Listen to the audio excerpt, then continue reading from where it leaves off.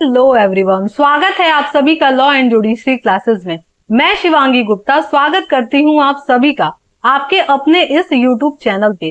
कैसे हैं आप सभी? उम्मीद करती हूं आप सभी बहुत अच्छे होंगे और अपनी पढ़ाई को बहुत अच्छे से जारी रख रहे होंगे।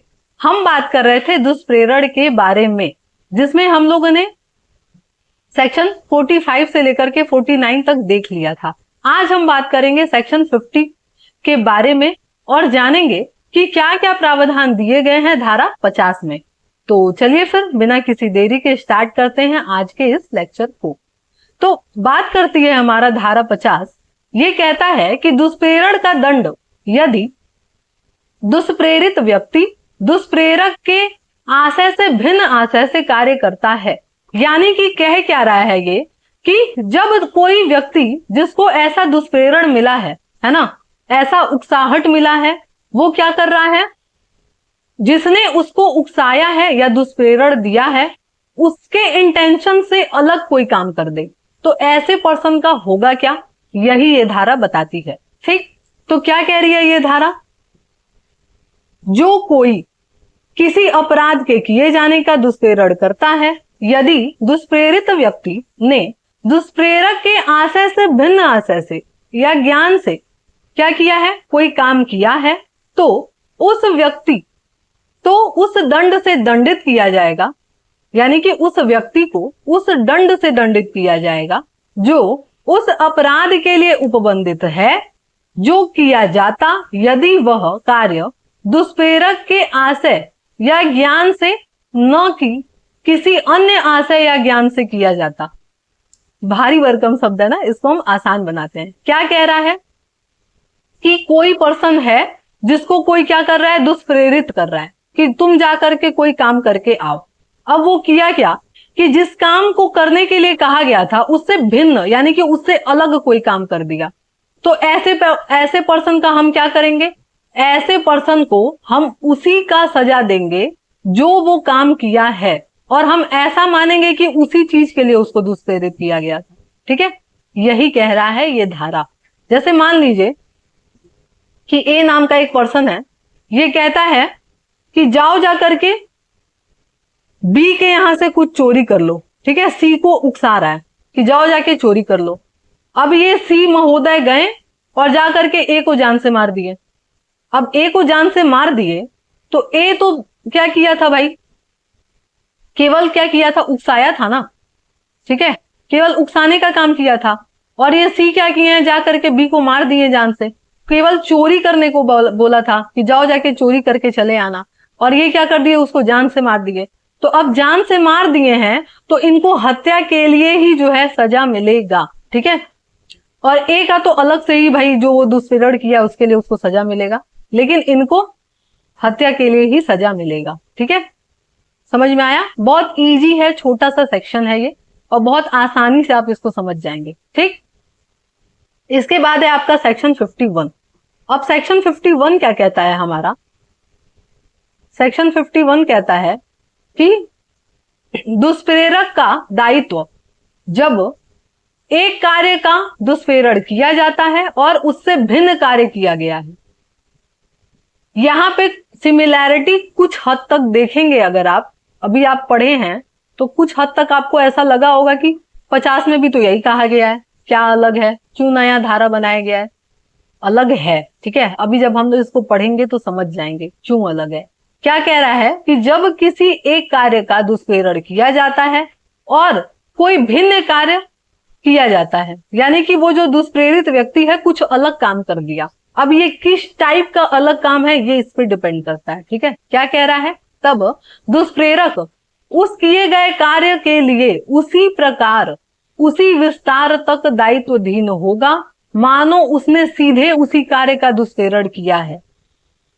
अभी हम इसको अच्छे से एग्जांपल में समझाएंगे। ठीक है, फिर क्या कह रहा है, परंतु यह तब जबकि किया गया कार्य दुष्प्रेरण का अधिसंभाव्य परिणाम था। इसको अंडरलाइन कर लीजिएगा। ठीक है, अधिसंभाव्य परिणाम था और उस उकसाहट के अवसर के अधीन उस सहायता से या उस षड्यंत्र के अनुसरण में किया गया जिससे वह दुष्प्रेरण गठित होता है। कहने का मतलब क्या है, ये अधिसंभाव्य परिणाम कह रहा है या कह रहा है कि उस विस्तार तक दायित्व अधीन होगा। लिखा है ना, उस विस्तार तक दायित्व के अधीन होगा, मानो सीधे उसी काम के लिए दुष्प्रेरण किया गया है। कहने का मतलब क्या है कि मान लीजिए ए नाम का पर्सन जो है बी को उकसा रहा है कि तुम जाओ सी को क्या करो, ग्रीवियस हर्ट कॉज करो, है ना, घोर उपहति करो उसके साथ। अब घोर उपहति करने को तो कह दिया है, अब बी गया उसको मारा, ठीक है, घोर उपहति कारित कर रहा था लेकिन ये मर गए, ठीक है, ये मर गए। अधिसंभावना है ना, उस काम का विस्तार कहां तक हो सकता है, मर सकता है। अगर आप किसी को गंभीर चोट पहुंचाएंगे तो उसका परिणाम क्या हो सकता है, आगे अगर आगे बढ़ा तो मर सकता है ना कोई पर्सन। तो हम क्या मानेंगे कि आप मृत्यु के लिए ही उसको दुष्प्रेरित किए थे, यही ये धारा कह रहा है। क्लियर हुआ? क्या कह रहा है वापस से समझ लीजिए, कह रहा है, वापस एक बार पढ़िए, अब समझ में आएगा कि ये कह क्या रहा है एग्जाम्पल देखने के बाद, कि जब किसी एक कार्य का दुष्प्रेरण किया जाता है और उससे भिन्न कोई काम हो गया, हुआ ना, घोर उपाधि के लिए बोला और मृत्यु हो गया, ठीक, तब दुष्प्रेरक उस किए गए कार्य के लिए उसी प्रकार से उसी विस्तार तक, है ना, बढ़ गया ना उसका कार्य क्षेत्र। भाई घोर उपाधि किया लेकिन उसका परिणाम क्या निकल गया कि वो मर गया, है ना। तो क्या कह रहा है, उसी विस्तार तक दायित्व के अधीन है, मानो सीधे उसी कार्य के लिए दुष्प्रेरित किया गया था। अब समझ में आया? फिर क्या कह रहा है, परंतु यह तब जबकि किसी कार्य, वो जो कार्य जिसके लिए वो दुष्प्रेरण दे रहा है, अधिसंभावना है ना। भाई संभावना है ना यहाँ पे कि घोर उपाधि का परिणाम मृत्यु भी हो सकता है, संभावना है ना। तो वही कह रहा है, और उस उकसावट के अधीन कि भाई इसको उकसाया ही तो है कि जाओ जाके मारो, और अगर षड्यंत्र में शामिल किया है तो भी या सहायता किया है तो भी, तीन कंडीशन है ना दुष्प्रेरण करने का, तीनों कंडीशन में कह रहा है अगर उसका विस्तार बढ़ सकता है और बढ़ सकने में वो काम हो सकता है, ऐसी संभावना है, तो हम क्या मानेंगे कि आप उसी काम के लिए दुष्प्रेरित किए हैं। ठीक, अब मान लीजिए एक और एग्जांपल अगर हम दें यहाँ पे कि अगर ये गंभीर चोट पहुंचाने के लिए नहीं बोला बी को, बस कह रहा है कि तुम क्या करो, उपहति कारित करो, ठीक है, हर्ट कॉज करो, और ये इसको जाके जान से मार दिया, अब क्या ये दोषी होगा? नहीं होगा, है ना। क्यों नहीं होगा? बस उपहति के लिए ही दोषी होगा, क्योंकि उपहति का परिणाम मृत्यु नहीं हो सकता है। आगे बढ़ करके उपहति घोर उपहति में बदल सकता है लेकिन मृत्यु परिणाम नहीं हो सकता है, लेकिन घोर उपहति का परिणाम मृत्यु हो सकता है। ठीक है, इसीलिए परंतु कह रहा है कि ऐसा अधिसंभावना हो कि उसका परिणाम आगे चल करके ऐसा कुछ हो सकता है। ठीक है, अब समझ में आया दोनों लाइन? चलिए अब हम लोग क्या करेंगे, दृष्टांत समझते हैं और अच्छे से क्लियर हो जाएगा ये धारा। ठीक है, क्या कह रहा है, पहला आपका दृष्टांत, ए बालक को य के भोजन में विष डालने के लिए क को उकसाता है। ठीक है, अब कोई बच्चा है उसको क्या कह रहा है कि तुम क्या करो, जा करके किसी के खाने में जहर मिला दो। ठीक है, उकसाया, और उस प्रयोजन के लिए विष परिदप्त करता है, यानी कि उसको देता है। ठीक, वह बालक उस उकसावट के परिणाम स्वरूप भूल से म के भोजन में जो य के भोजन के पास रखा हुआ था विष मिला देता है।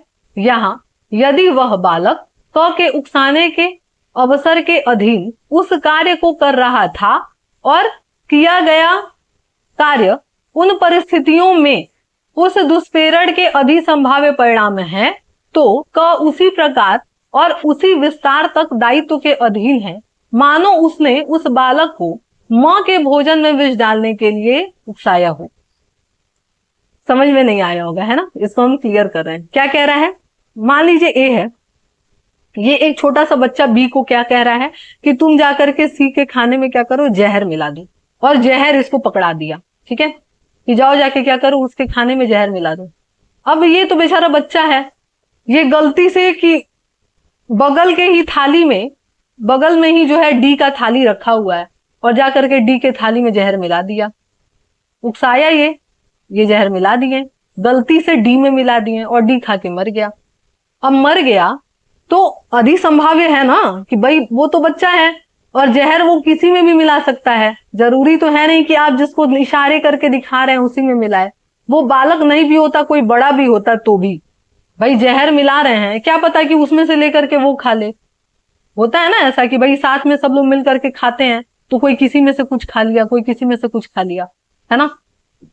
तो अगर जितने लोग मरेंगे सबके ये उत्तरदायी हो जाएंगे। तो वही कह रहा है कि भाई यहाँ पे एक छोटा सा एग्जांपल दिया है कि ए बी को उकसाया, जो कि एक छोटा सा बच्चा है, कि जाओ जाके सी के खाने में जहर मिलाओ, और इनको जहर पकड़ा दिया। ये गलती से डी के खाने में जहर मिला दिए, डी खा के मर गए। तो हम क्या मानेंगे कि आपने डी को ही मारने के लिए दुष्प्रेरित किया था, ठीक है। क्योंकि परिणाम निकल गया ना, जो आप चाह रहे थे वो पूरा हो गया। जहर मिलवा रहे थे, मिल गया जहर। अब किसके खाने में मिला उससे क्या फर्क पड़ता है ना। क्लियर। चलिए आगे क्या कह रहा है, एक और दृष्टांत देखिए। देखिए हमारी विधि कितनी अच्छी है, कानून कितना अच्छा है कि इतना सारा दृष्टांत दे करके रखता है ताकि आप अच्छे से इसको समझें, ठीक है। क्या कह रहा है, ख को य का घर जलाने के लिए क उकसाता है। ख उस गृह को आग लगा देता है और उसी समय संपत्ति की चोरी कर लेता है। क यद्यपि घर को जलाने के दुष्प्रेरण का दोषी है, किंतु चोरी के दुष्प्रेरण का दोषी नहीं है, क्योंकि वह चोरी एक अलग कार्य थी और घर जलाना एक अलग काम था। क्या कह रहा है इसको समझिए ध्यान से, ठीक है। ये दूसरा दृष्टांत है। क्या कह रहा है कि मान लीजिए ए जो है बी को उकसाया कि तुम जाके सी के घर में क्या करो, उसका घर जला दो, ठीक।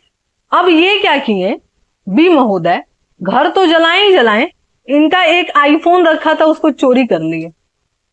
तो क्या ए चोरी के दुष्प्रेरण का दोषी होगा या बस घर में आग लगाने का दोषी होगा? घर जलाने का ही दोषी होगा, चोरी का नहीं होगा। क्योंकि चोरी और घर में आग लगाना कहीं से मेल नहीं खाता है, दोनों अपराध, है ना। अगर घर में जो है आग लगाया और कोई मर जाता वो तो मेल खा रहा है, लेकिन चोरी और घर में आग लगाना या घर को जलाना कहां से मैच खा रहा है? नहीं खा रहा है ना। तो यहां पे क्या होगा, एक केवल और केवल घर को जलाने के दोषी होंगे दुष्प्रेरण के, और बी घर को जलाया उसके लिए तो दोषी है और साथ में चोरी किया उसका भी दोषी होगा, ठीक है। क्लियर। अब क्या कह रहा है दृष्टांत सी। दृष्टांत सी क्या कह रहा है हमारा, ख और ग को बसे हुए गृह में अर्धरात्रि में लूट के प्रयोजन से भेदन के लिए क उकसाता है और उनको इस प्रयोजन के लिए आयुध देता है। आयुध का मतलब होता है हथियार, ठीक है। ख और ग वह गृह भेदन करते हैं और य द्वारा जो निवासियों में से एक है प्रतिरोध किए जाने पर य की हत्या कर देते हैं। यहाँ यदि वह हत्या के दुष्प्रेरण का अधिसंभाव्य परिणाम थी, क हत्या के लिए उपबंधित दंड से दंडित होगा, ठीक है। इसको भी समझा देते हैं। क्या कह रहा है कि मान लीजिए ए जो है वो उकसा रहा है बी और सी को कि तुम क्या करो, एक बसे हुए जगह पे जाओ, यानी कि मान लीजिए कोई कस्बा हो, ठीक है, वहां पे जाओ और जा करके क्या करो, आधी रात में लूटपाट मचाओ, ठीक है, सबके घर में लूट करो। अब लूट करने के लिए ये क्या करते हैं, ए जो है साथ में इन लोगों को हथियार भी देते हैं कुछ, कि हथियार लो और जाओ जाके लूटो। अब हथियार दिए हैं तो इसका मतलब क्या है कि अगर कोई विरोध किया तो क्या करना है, उसको मार देना है। यही उद्देश्य होगा ना, और क्या उद्देश्य है किसी को हथियार लेके जाने का? अगर सिंपल सादा ये जाते तब तो कोई दिक्कत नहीं थी, लेकिन आप हथियार लेके गए हैं, साफ साफ पता चल रहा है आपका इंटेंशन क्या है कि अगर कोई प्रतिरोध करेगा तो आप उसको जान से मारेंगे। तो अब हुआ क्या कि इसमें एक निवासी था डी नाम का, वो क्या करता है, विरोध करता है इनका लूटपाट मचाने में, और ये लोग उसको मार दिए। यहाँ पे ए जो है लूटपाट का दोषी है ही, लेकिन साथ में हत्या का भी दोषी होगा। क्यों होगा? क्योंकि आपने हथियार प्रोवाइड कराया था, ठीक है। इसलिए हम क्या मानेंगे कि आप हत्या कराना चाहते थे, ठीक है, ये हम मानेंगे, और आप इसी के दुष्प्रेरण के दोषी हो जाएंगे। ठीक, क्लियर हुआ। नेक्स्ट हम लोग बढ़ते हैं आपका सेक्शन 52 पे, ठीक है। अब सेक्शन 52 क्या कह रहा है हमारा? सेक्शन 52 कह रहा है कि दुष्प्रेरक कब दुष्प्रेरित कार्य के लिए और किए गए कार्य के लिए आंकलित दंड से दंडित होगा, यानी कि आंकलन लगाना कि वो काम कैसा है। ठीक, क्या कह रहा है? यदि वह कार्य जिसके लिए दुष्प्रेरक सेक्शन 51 के अनुसार दायित्वाधीन मतलब यानी दायित्व के अधीन है, दुष्प्रेरित कार्य के अतिरिक्त किया जाता है और वह कोई सुभिन्न अपराध गठित करता है, तो दुष्प्रेरक उन अपराधों में से प्रत्येक के लिए दंडनीय है। अब कह क्या रहा है ये कि सुभिन्न अपराध यानी कि कई तरह के अपराध गठित कर रहा है, यानी कि आप ऐसा दुष्प्रेरित किए हैं जो अपने आप में अपराध तो है, लेकिन उस दुष्प्रेरण का जो परिणाम है वो कई सारे अपराध को जो है पैदा कर सकता है। तो हम क्या मानेंगे कि आप उन सबके दुष्प्रेरण के दोषी हैं, यही कह रहा है ये सेक्शन। ठीक है, अभी हम समझाएंगे तीनों को वापस से। ठीक है, अब इसका दृष्टांत समझते हैं क्या कह रहा है। कह रहा है कि ख को एक लोक सेवक द्वारा किए गए कर्मस्थ यानी कि अपने जो लोक सेवक का जो काम होता है वो काम कर रहा है, ठीक, बल का प्रतिरोध करने के लिए क को उकसाता है, यानी कि कोई एक पब्लिक सर्वेंट है, यानी कि मान लीजिए पुलिस वाला ही है, वो अपना कोई काम कर रहा है और ए के खिलाफ कर रहा है। ठीक, अब ये क्या कर रहा है, कोई उसको उकसा रहा है कि तुम क्या करो, बलपूर्वक उसका विरोध करो। ठीक है, अब ख परिणाम स्वरूप उस कर्मस्थ में प्रतिरोध करता है। प्रतिरोध करने पर क्या हो गया, उस अधिकारी को स्वेच्छा घोर उपहतिकारित करता है और ख ने प्रतिरोध करने के परिणाम स्वरूप दो अपराध कर दिया। ठीक है, एक स्वेच्छा घोर उपहति का और एक उनको रोकने का। ठीक, यहां कह रहा है इसलिए ख दोनों के अपराध का दोषी है, और यदि क यह संभाव्य जानता था कि उस कर्मस्थ का प्रतिरोध करने से स्वेच्छा घोर उपहतिकारित करेगा, तो क भी उनमें से प्रत्येक अपराध के लिए दंडनीय होगा। ठीक है, सिंपल भाषा में हम समझाते हैं इसको एग्जाम्पल। मान लीजिए ए जो है ये क्या कर रहा है, बी को उकसा रहा है किसके खिलाफ, एक पब्लिक सर्वेंट सी के खिलाफ। ठीक है, कि तुम क्या करो, ये जो पुलिस वाला जब आएगा तुमको कोई काम करने से रोकने के लिए, तो तुम क्या करना, बलपूर्वक उसको रोकना। अब लोक प्राधिकारी अगर अपना कोई काम कर रहा है, पब्लिक सर्वेंट अगर कोई अपना काम कर रहा है, तो आप उसको रोक नहीं सकते हैं। अगर आप रोकते हैं तो ये अपने आप में एक अपराध है। ठीक है ना। अब मान लीजिए कि ये रोकने के चक्कर में इसको ऐसा चोट पहुंचाया जो कि घोर उपहति है, तो अब इस कंडीशन में क्या होगा, अपने आप दो अपराध हो गया ना। ये तो एक के लिए उकसाए थे, लेकिन दो अपराध हो गया। क्या क्या, कि भाई पब्लिक सर्वेंट को उसके काम न कर दे देना, और दूसरा घोर उपहति कर देना। ठीक, दोनों हुआ। अब यहां तो बी तो दोनों के लिए दोषी होगा ही होगा, इन दोनों के लिए। क्या ए का क्या होगा, तो कह रहा है अगर ए जानता था कि ऐसा कुछ हो सकता है, संभावना थी, जाहिर सी बात है संभावना है भाई, पुलिस वाले को आप रोकेंगे उसका काम करने से तो वो बल का प्रयोग करेगा, और जब बल का प्रयोग करेगा तो आप भी अगर कर दिए तो जाहिर सी बात है आप तो भाई दोनों में नप जाएंगे, तो नप जाएंगे तो अब ए भी नप जाएंगे। ठीक है, कहने का मतलब ये है कि अब इनको भी क्या किया जाएगा, उसी काम के लिए माना जाएगा कि आप उसी काम के लिए दुष्प्रेरित किए थे, और सेम अपराध से आपको भी दंडित किया जाएगा। ठीक है, क्लियर हुआ। वापस से क्या किया जाए, वापस से तीनों सेक्शन हम लोग समझ लिया जाए। ठीक है, चाहे तो हम और भी सेक्शन अभी बता सकते हैं, लेकिन ऊपर से उड़ जाएगा। ठीक है, तो इस वजह से थोड़ा सा डिफिकल्टीज है इन सब सेक्शनों में, तो आप थोड़ा थोड़ा करके पढ़िए, बुद्धि में घुसाइए और समझिए। ठीक है, तो अब क्या किया जाए, वापस से हम लोग तीनों सेक्शन एक बार रिवाइज कर लिया जाए। ठीक,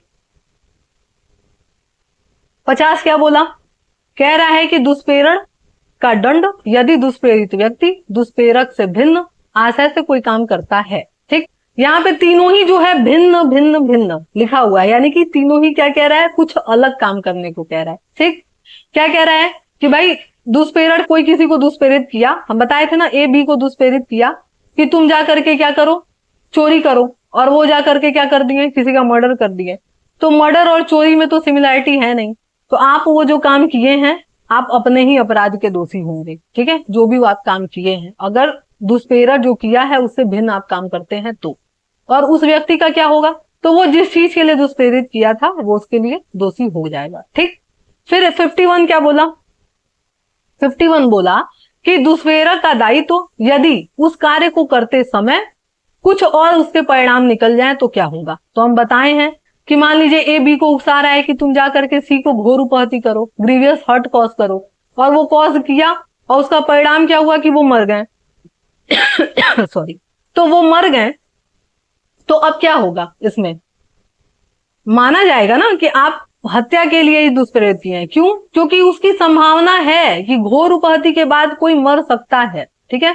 लेकिन अगर केवल जो है कहा था कि एक दो चांटा मार के चले आना, और वो उसका क्या किए, उसको मार ही डाले, यहाँ पे केवल उपहति के लिए दोषी होंगे, न कि उसको जान से मारने के लिए। और जो वो काम किया है जो पर्सन, वो उस काम से दोषी हो जाएगा, ठीक है। बताएं, हम सारे दृष्टांत भी समझाए हैं। फिर क्या कह रहा है आपका 52 क्या कह रहा है कि अगर जो है मान लीजिए 51 में जो भी चीजें कही गई हैं उससे कोई सुभिन्न अपराध गठित हो रहा है, कुछ अलग, तो अब क्या होगा। तो कह रहा है कि मान लीजिए, अब इसमें हम एग्जांपल दिए हैं कि किसी पब्लिक सर्वेंट को कोई, किसी व्यक्ति को कोई कह रहा है कि वो जो पब्लिक सर्वेंट है वो आएगा अगर तुमको रोकने के लिए, तो तुम क्या करना, उसका बलपूर्वक विरोध करना। अब बलपूर्वक विरोध करने में अगर वो उसको घोर उपहति कर दिया, तो हम क्या मानेंगे कि आपका भी सेम इंटेंशन था वो चीज करने का, और आपने उसी के लिए दुष्प्रेरित किया था, है ना। सुभिन्न अपराध गठित हो रहा है, कोई नया अपराध उससे बन करके, है ना। भाई जाहिर सी बात है, बल का प्रयोग करेंगे तो उस बल के प्रयोग में बहुत कुछ हो सकता है, ठीक है। तो चलिए फिर, उम्मीद करते हैं आपको ये लेक्चर पसंद आया होगा। अगर पसंद आया है तो लाइक जरूर करिएगा वीडियो को, चैनल को सब्सक्राइब कर लीजिएगा। बहुत सारे ऐसे व्यूअर हैं जो बिना सब्सक्राइब के ही वो वीडियो देखते हैं, ठीक है, पता चल जाता है, ठीक है। तो सब्सक्राइब जरूर करिए, उसमें कोई पैसा नहीं लगता है, आपका कोई समय नहीं लगेगा। फायदा आपका है कि जैसे ही वीडियो पड़ेगा सबसे पहले आपको उसका नोटिफिकेशन मिलेगा। बेल आइकन जरूर प्रेस कर लीजिएगा ताकि आपको नोटिफिकेशन मिले, और ज्यादा से ज्यादा लोग को शेयर करिए, जिसको भी इसकी जरूरत है या जो भी कानून जानने में इंटरेस्टेड है उसको आप जरूर भेजिए, ठीक है। तो चलिए फिर मिलते हैं नेक्स्ट क्लास में।